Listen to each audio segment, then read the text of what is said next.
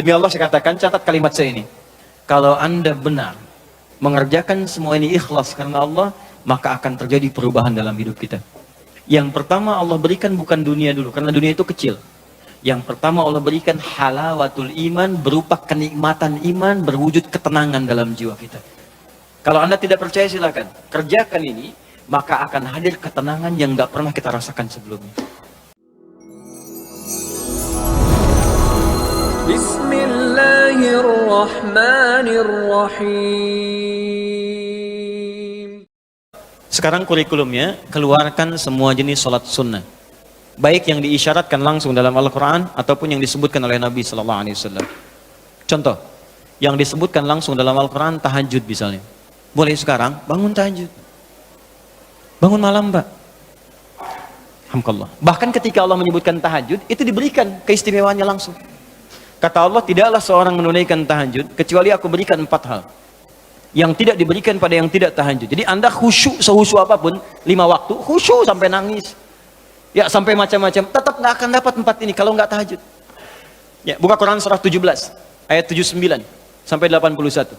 Wa minal laili fatahajjad, dan dari sebagian malam bangun tahajud. Aku nggak tuntut semua malamnya, kata Allah, bangun dulu sebagian malam. Ingat ya, ada lail, ada lailah, saya pernah terangkan. Kalau lail itu waktunya, lailah keistimewaannya. Jadi kalau sudah pakai tak itu sifat. Kalau menunjuk waktu. Lailah sifat di malam itu yang istimewa, beda dengan malam lainnya. Makanya ketika Allah menyebutkan malam Al-Qadar itu pakai tak. Inna anzalnahu fi lailatul qadar. Pakai tak. Wa ma adraka ma lailatul qadar. Pakai tak. Kalau nggak pakai tak itu artinya malam, setiap malam terbuka. Ya, lail, jamaknya layali. Lailun, layali, lela, lili, lala itu malam. Ya, ibu Leli, ibu malam-malam. Ya, fokus. Wa minal laili, minnya tab'id di ilmu nahwu, sebagian, enggak usah semua. Ya, dari jam 8 tuh udah malam. Ya, sampai jam 4 tuh malam. 4 sampai setengah 5, setengah 5-nya subuh, jam 4 sampai setengah 5 disebut sahar, waktu menjelang subuh.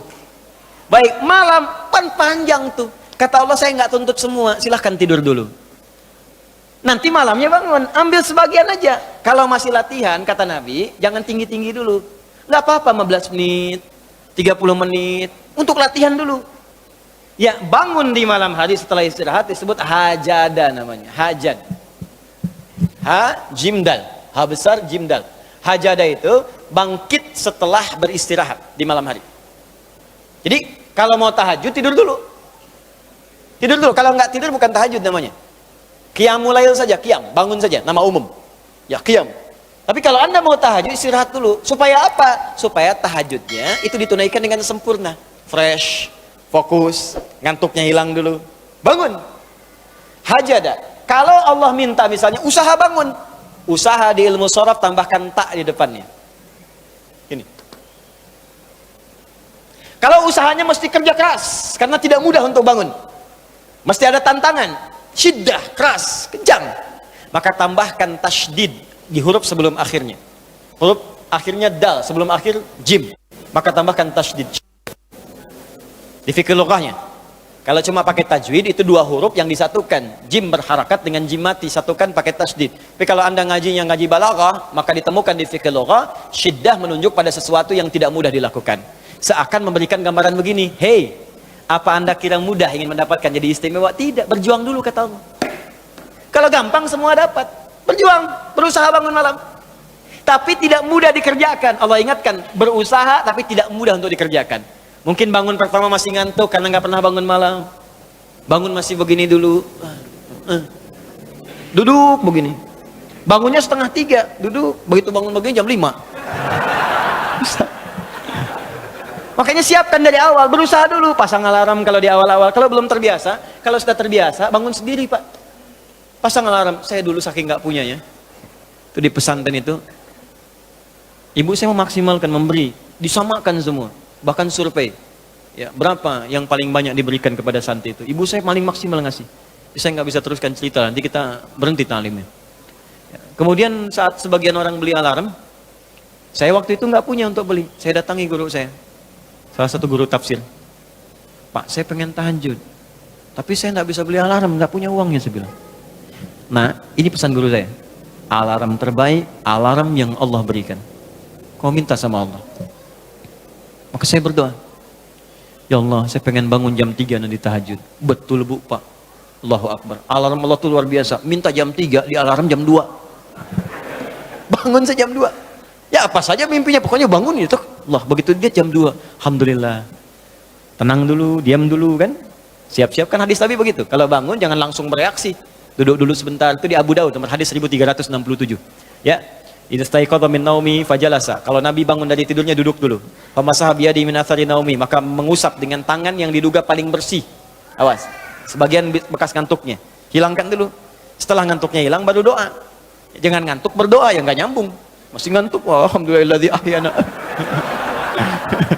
Badana amatana amat dia begini kan nggak bangun-bangun. Ya.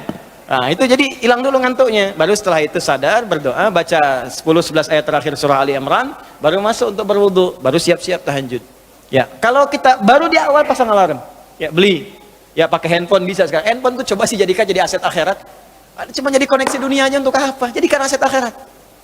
Pasang alarmnya, masukkan aplikasi Quran, update status hadis setiap hari, motivasi orang dengan kebaikan. Jadi pahala. Nah, ini yang dilihat di update berita bola lagi. Balik lagi ke tahajud, pasang alarm. Bangun jam berapa sholat? Jam 3, pasang jam 2. Bikin 3 kali alarm. Jam 2, 2:04, 2:30.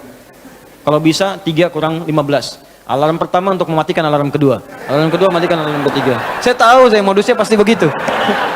Makanya berjuang. Nah, kalau Anda bisa kerjakan itu, apa yang Anda raih? Asa satu, ayyab'atsaka rabbuka maqaman mahmuda. Langsung. Kata Allah saya jamin pakai asa. Asa itu kalau kata Imam As-Suyuti dalam kitabnya Al-Itqan, itu beliau katakan ini huruf taraji. Jadi sesuatu yang kalau Anda kerjakan itu asa, itu mengandung kepastian yang tinggi.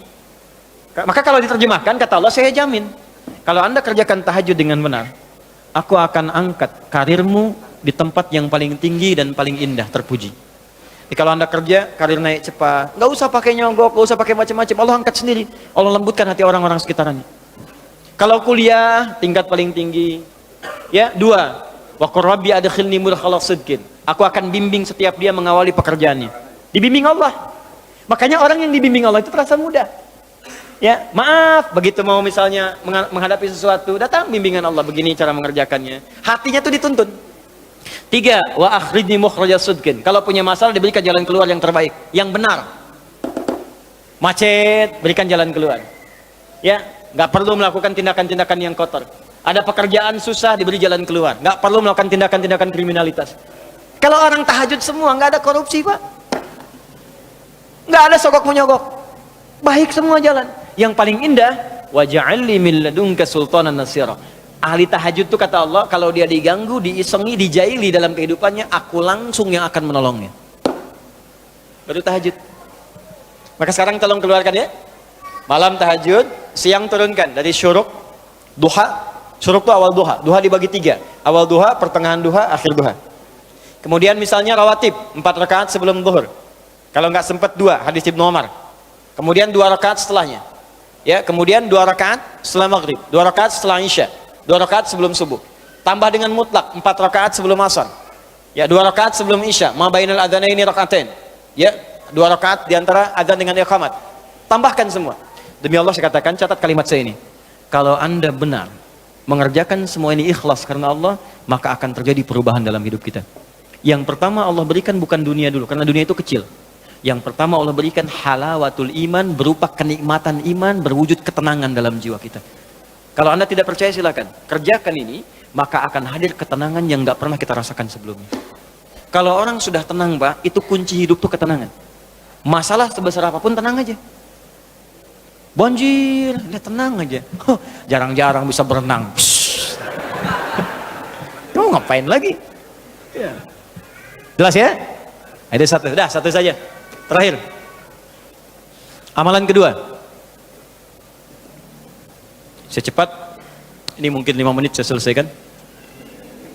Amalan kedua selain sholat adalah banyak berinteraksi dengan Al-Quran.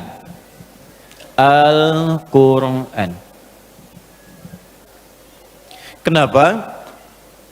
Karena sejak diturunkan Al-Quran itu saat Allah turunkan, itu langsung bersanding dengan kalimat hudan.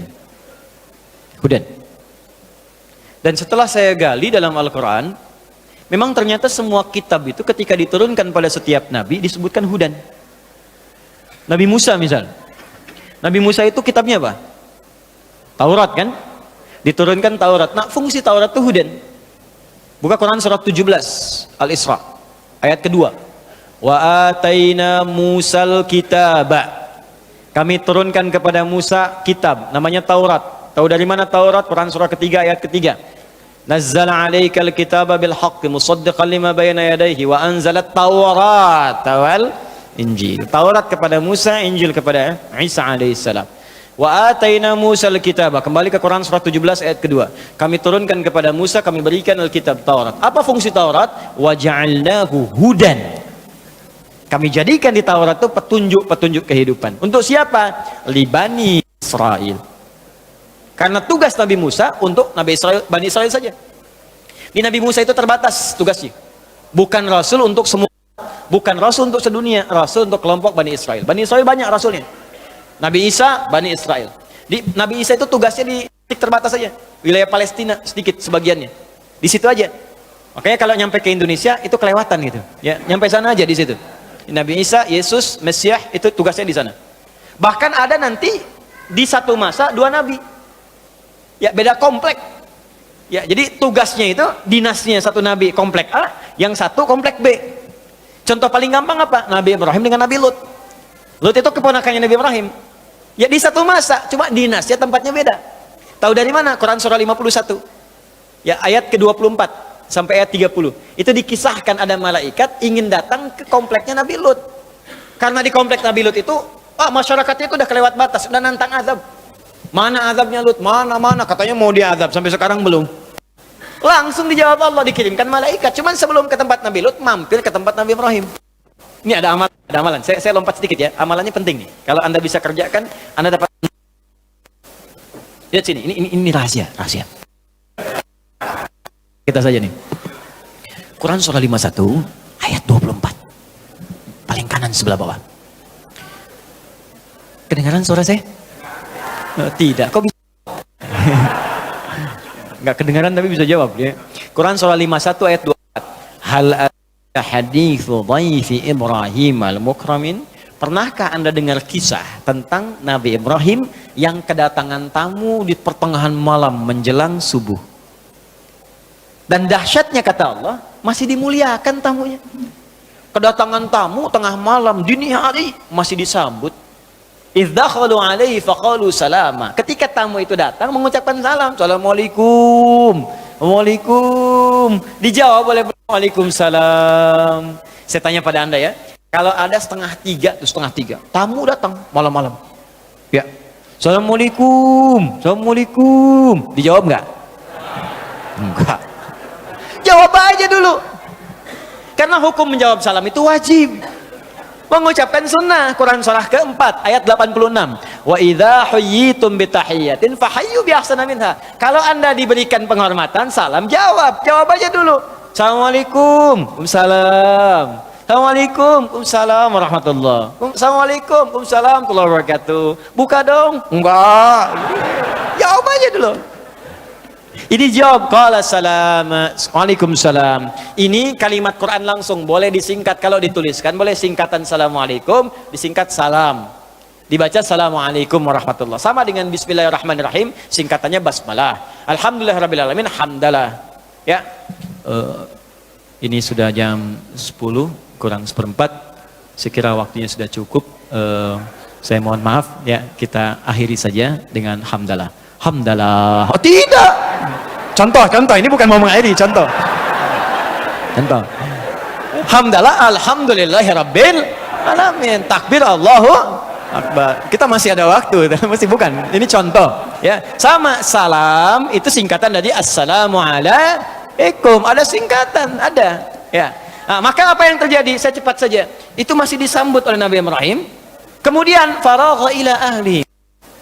Beliau datang ke istrinya, Sayyidah Sarah waktu itu, masih nanya, "Mah, ada menu terbaik apa? Tamu istimewa nih malam-malam." Qaumun mungkarun. Oh, ini bukan orang sini, orang jauh. Kalau orang jauh jangan banyak ditanya. Dimudahkan oleh Mas duduk. Datang menu terbaik apa? Nggak ada. Pak, ini nggak ada stoknya. Bahasa kita. Kata Nabi Ibrahim, kita lihatlah ke belakang. Ditemukanlah anak sapi punya beliau itu, lembu. Itu masih nyembelih dulu. Faja'a bi'idlin samin. Disembelih bikin gulai malam-malam, dihidangkan. Muncul persoalan. Begitu dihidangkan faqarabahu ilaihim qala la ta'kulun. Setelah dihidangkan Nabi Ibrahim ikut duduk, tapi makanan nggak disentuh. Dilihat aja begini. Diamati oleh Nabi Ibrahim, sudah nggak disentuh, ngelihat kaki ke bawah, kakinya nggak nempel ke lantai. Komplit itu mah. Baju putih, rambut panjang, malam-malam lebih daripada 3, 5, 7, duduk di situ, kaki nggak napak ke lantai. Kalau Anda dalam posisi itu, pertanyaan saya, apa deh yang Anda lakukan pada waktu itu? Pingsan. Sudah nggak ada kesempatan lari, Bu. Ya, jadi rasa takut yang tidak memungkinkan kita untuk mengelak disebut aujas namanya. Maka redaksi Qur'annya fa'aujasa minhum khifah. Maka takutnya udah nggak bisa ngelak. Di situ aja.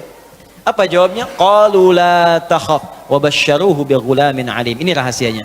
Ternyata itu malaikat yang sedang menyamar. Menjadi laki-laki datang bertamu. Mereka berkata, kamu jangan takut. Kami malaikat yang ditugaskan oleh Allah untuk bertamu mampir ke sini sebelum datang ke Nabi Lut. Bayangkan, orang mampir aja dijamu oleh Nabi Ibrahim, diservis oleh beliau dengan servis yang tidak biasa. Salam dijawab, datang disempurnakan, diberikan segala hal yang nikmat. Apa balasan Allah? Karena beliau mengerjakan yang tidak biasa, maka Allah memberikan balasan yang tidak biasa. Wa basyaruhu bighulamin alim. Maka istrinya Sayyidah Sarah yang divonis secara medis dan klinis mandul, tak mungkin punya keturunan, diberikan kabar pada saat itu, kamu akan punya keturunan. Dibalas. Sudah monofos, gak mungkin punya keturunan. Ada faktor lain secara klinis, gak mungkin.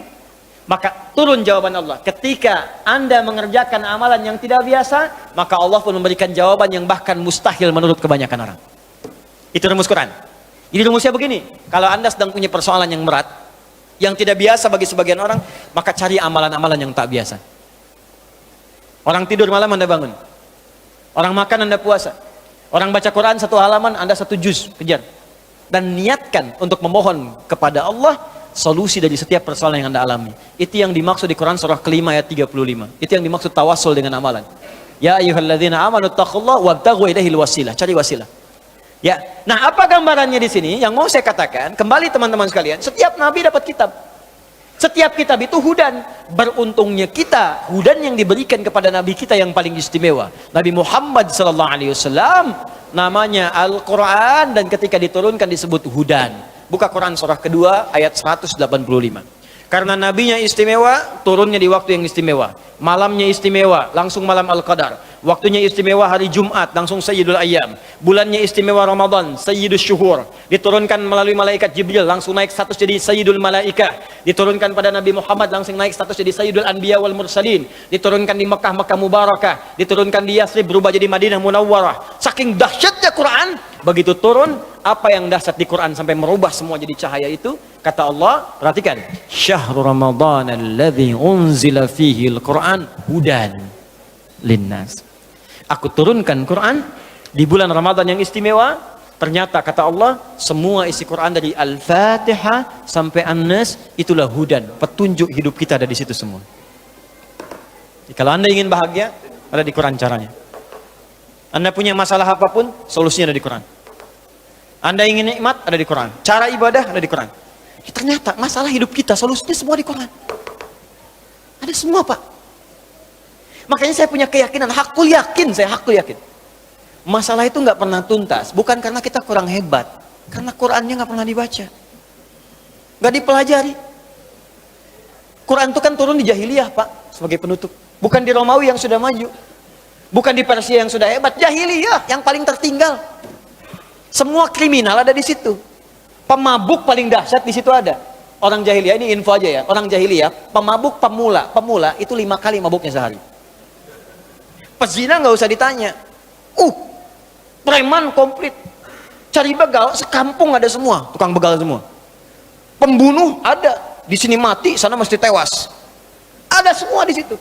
Titik nadir yang paling tinggi, makanya disebut jahiliyah. Jahil itu untuk ke orangnya, jahlun sifatnya, pakai tak gabungan. Jahiliyah. Jadi kalau Anda nyari sifat buruk ada di situ semua. Orangnya kumpul di situ. Ada semua. Dan Quran turun di situ. Tapi apa yang terjadi? Begitu Quran turun, diajarkan oleh Nabi, diikuti oleh mereka. Keluar dari jahiliyah menjadi khairu ummah. Kalau Anda cari orang paling jujur pada masa itu, adanya di situ. Cari orang paling sabar, ada di situ. Cari orang paling dermawan, ada di situ. Cari orang paling hebat, ada di situ. Disaksikan langsung turun persaksian dari Allah. Turun Quran surah ketiga ayat 110. Paling kiri sebelah atas di mushaf. Kuntum khairu ummah ukhrijat linnas. Kalian umat terbaik. Bayangkan dari jahiliyah berubah jadi khairu ummah. Yang tadinya banyak kekacauan di rumah tangga jadi paling harmonis. Tadinya banyak kacau pak rumah tangga itu. Jahiliyah itu kalau bosan suami istri malam, itu besoknya bisa tukeran. Aku bosan sama kamu, aku juga. Udah tukeran. Sama tetangganya tukeran besoknya. Bisa begitunya. Mabuk udah keseharian. Kalau nggak mabuk nggak keren jahiliyah. Mencuri, udah profesi itu. Ya, macam-macam berubah seketika. Ya khairu ummah. Kenapa Quran? Rumah tangga kacau dirubah jadi bagus. Ali bin Abi Thalib itu, dengan Sayyidah Fatimah radhiyallahu taala anhuma jami'an. Itu indahnya luar biasa. Hartanya terbatas, tapi kebahagiaannya itu unlimited. Tanpa batas. Sampai sekarang, baju yang dikenakan Sayyidah Fatimah masih terabadikan. Kalau Anda ada waktu, main ke Top Cafe di Istanbul. Kalau ada waktu, ya, dan biaya. Lampu merah sanuan dikit tuh. Main. Itu Anda masuk gerbang, masuk, security check-in, metal detector, masuk, lewat kanan dulu, keluar, langsung kiri, lurus. Ambil jalur sebelah kiri. Lurus sebelah kiri, itu museum yang Turki Utsmani dulu, di belakangnya dikit, langsung museum untuk periode Nabi dan sahabat. Begitu Anda masuk, teman-teman sekalian, masuk dari pintu yang sebelah ujung, karena ditukar, biasanya masuk depan, keluar belakang, itu dari belakang masuk depan. Jadi begitu Anda masuk depan, belok ke kiri, langsung lihat ke sebelah kanan. Di situ ada ruang kaca, dipajang baju yang dikenakan Sayyidah Fatimah. Diawetkan sampai sekarang 15 abad masih ada. Padahal hidupnya begitu sederhana, tapi kesederhanaan itu tidak menghalangi keduanya untuk bahagia. Indah. Ternyata bahagia itu tidak cukup dengan minum kopi. Tidak cukup dengan minum teh. Bahagia itu ketika Anda bertakwa di hadapan Allah Subhanahu wa taala. Itu poinnya. Catat, bikin status. Sekarang yuk mendekat kepada Quran. Baca dulu, karena membaca itu pengantar untuk paham. Setelah itu ngaji, tilawah. Ya jangan tinggi-tinggi dulu pak, jangan tinggi-tinggi. Yang kita kerjakan ya harian. Antum apa nih aktivitasnya? Pebisnis, keluarkan ayat bisnis. Buka hadisnya. Antum di birokrasi, keluarkan ayat birokrasi. Ada kok ayat pemerintahan. Diplomasi ada, makanya diplomat kita ulung semua. Ya, Amr bin As itu dari Afrika Utara, dari Mesir ke Syam. Diplomasi jalan itu, diplomasi ekspedisi itu. Itu muslim semua setelah itu, maju semua. Silahkan cek sekarang, Mesir, Libya, Tunisia, Maroko, Aljazair, sampai ke Syam. Ya, Jordania, Palestina, Syria, Libanon, muslim semua. Bukan karena muslim ya maju juga pada saat itu. Ini informasi aja ya. Dulu zaman itu Afrika Utara itu provinsi. Afrika Utara provinsi. Sampai ke masa gubernurnya Musa bin Nusayr, jenderalnya Tariq bin Ziyad. Yaman provinsi. Gubernurnya Mu'adz bin Jabal. Provinsi, sekarang jadi negara. Dan makmur semua. Spanyol dulu, Andalusia, kiblatnya Eropa. Kita mendambakan itu. Dan kita itu muslim paling besar di dunia. Tapi mana isi Qurannya? Dan itu disupport oleh undang-undang kita juga. Itu bahkan negara pun undang-undangnya mensupport kita supaya kita soleh. Coba buka pasal 29 ayat 2. Ayo ngajinya pakai undang-undangnya. Negara menjamin kemerdekaan tiap-tiap penduduk untuk memeluk agamanya masing-masing dan beribadah menurut agama dan kepercayaannya itu. Dijamin oleh negara. Makanya kita ngaji ini kan ibadah, negara menjamin kita ngaji. Baca Quran dijamin, sholat dijamin. Makanya negara bikin depag. Depag itu kalau Anda lihat sejarahnya, Kemenag itu apresiasi negara kepada umat Islam, dibikinlah depag. Buka sejarahnya. Karena kita toleran, bukan cuma Islam saja, ada saudara-saudara kita sebangsa di sini. Ada yang Kristen, ada yang Hindu, yang Buddha, maka dibikin kemudian divisi di situ. Ya, dirjennya ini, ininya ini, ada bagian direktorat yang Muslim, direktorat yang Kristen, yang Hindu, yang Buddha, supaya kita bisa sebangsa setelah akhir berhubungan dengan baik, toleransi yang paling indah. Tapi keislaman kita dijamin, dan kita pun gak boleh ganggu saudara kita yang lain. Jadi jangan ganggu kalau ada orang mau ibadah ke gereja, biarkan. Ya, di pura biarkan. Hormati mereka. Lakum dinukum waliyadin. Tapi menghormati itu juga tidak harus ikut-ikutan. Wah, ini orang lagi ibadah kok azan di gereja, yang nggak nyambung. Hormati, kita pun menghormati, dan disitulah hidup bertoleransi yang paling indah. Jadi itu Bapak Ibu sekalian, kalau ingin mendapatkan itu semua, maka mendekatlah kepada Allah dengan banyak menunaikan salat, kemudian banyak bertilawah Al-Quran. Ya.